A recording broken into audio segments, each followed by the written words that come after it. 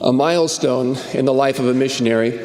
Um marco na vida de um missionário é a sua entrevista final com o presidente da missão.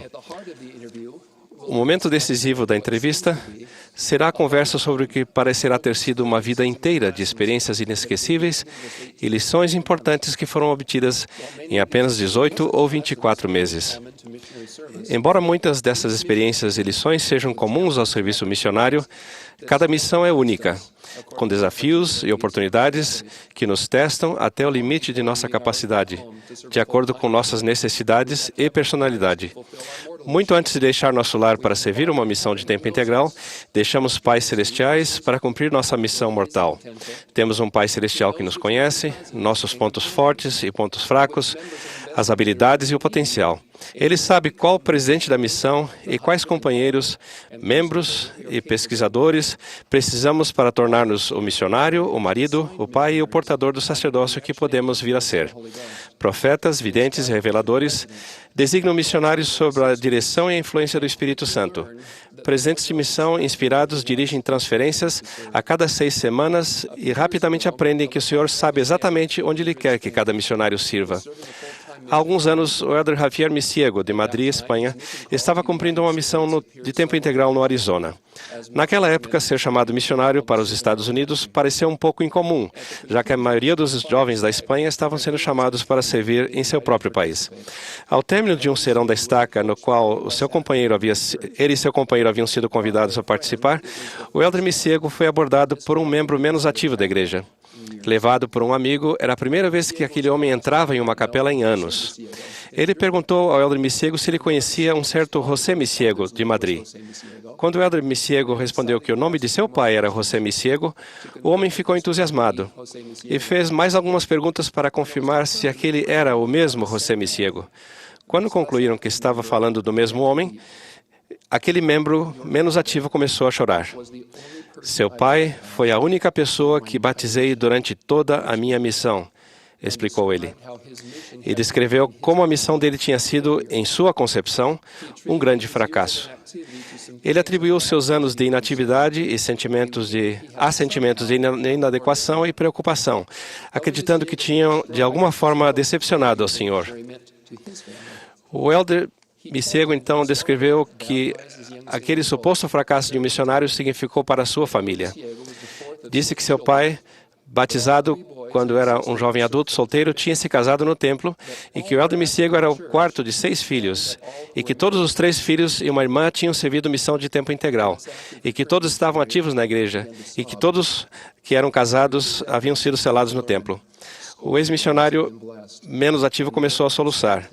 Por meio de seu trabalho, ele tinha descoberto agora dezenas de vidas foram abençoadas e o Senhor enviara um elder lá de Madrid, Espanha, até um serão no Arizona para que ele soubesse que não tinha sido um fracasso. O Senhor sabe onde Ele quer que cada missionário sirva. Não importa a maneira como o Senhor decida nos abençoar durante o transcorrer de uma missão, as bênçãos do serviço missionário não são projetadas para terminar quando somos desobrigados por nosso presidente de estaca. Sua missão é um campo de treinamento para a vida. As experiências, as lições e o testemunho obtidos por meio de um serviço fiel devem estabelecer um alicerce centralizado no Evangelho que irá durar por toda a mortalidade e para a eternidade. No entanto, para as bênçãos continuarem depois da missão, há condições que precisam ser cumpridas. Pois todos os que receberem uma bênção de minhas mãos obedecerão à lei que foi designada para esta bênção e suas condições. Esse princípio é ensinado na história do Êxodo. Depois de receber seu encargo do Senhor, Moisés voltou ao Egito para tirar os filhos de Israel do cativeiro. Uma sucessão de pragas não conseguiu garantir a liberdade deles até chegar à 10ª e última praga. E eu passarei pela terra do Egito esta noite e ferirei todo o primogênito na terra do Egito. Para serem protegidos contra o destruidor, o Senhor instruiu seu povo a oferecer um sacrifício, um cordeiro, sem defeito, e coletar o sangue do sacrifício.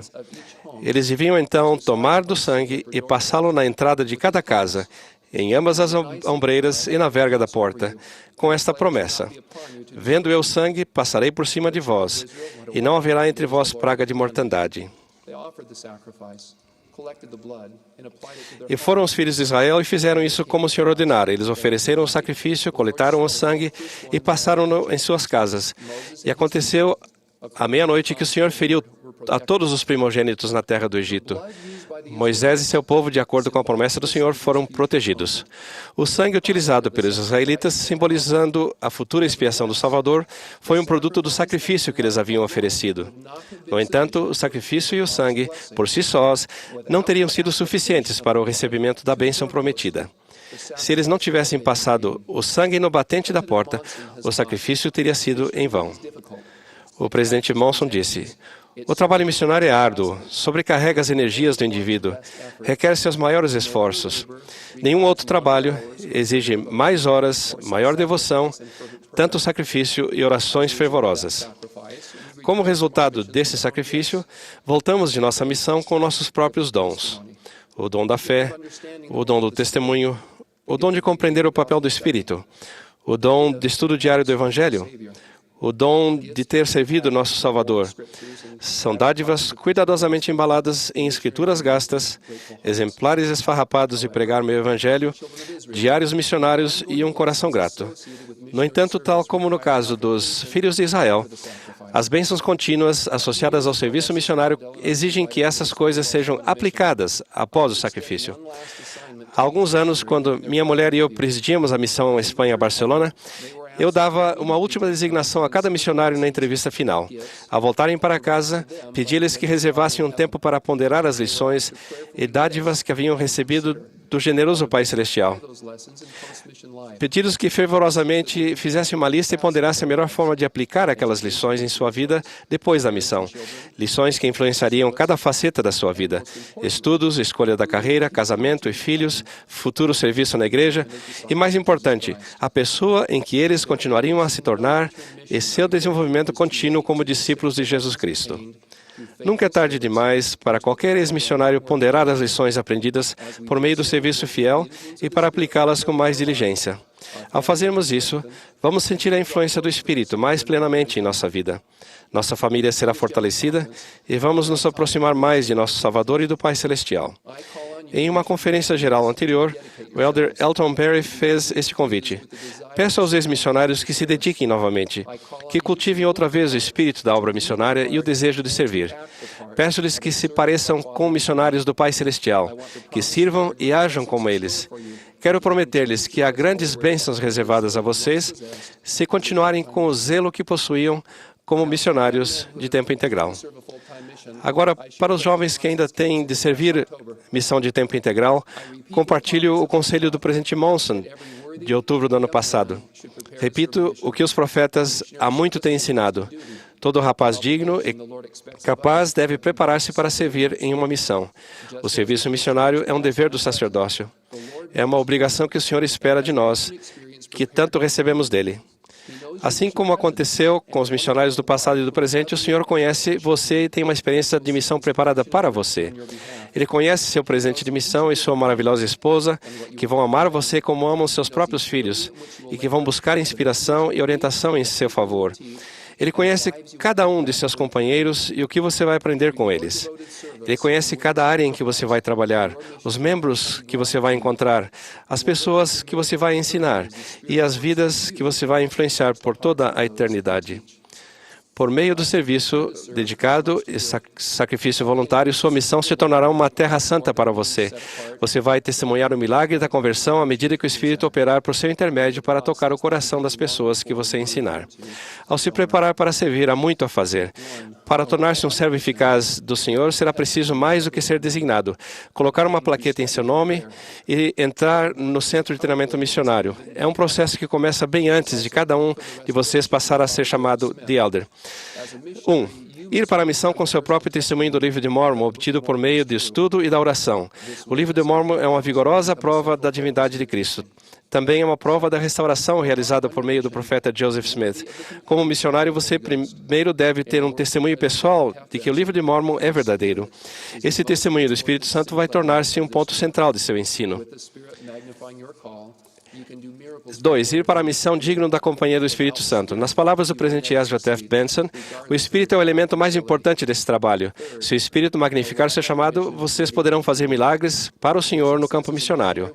Sem o Espírito, vocês nunca terão sucesso, apesar de todo o talento e capacidade. 3. Ir para a sua missão pronto para trabalhar. Seu sucesso como missionário será medido principalmente pelo seu compromisso de encontrar, ensinar, batizar e confirmar. Espera-se que você trabalhe eficazmente todos os dias, dando o melhor de si para trazer almas a Cristo. Repito o convite do Elder M. Russell Ballard, feito a um grupo anterior de jovens que se preparava para servir. Nós nos voltamos para vocês, meus jovens do sacerdócio arônico. Precisamos de vocês.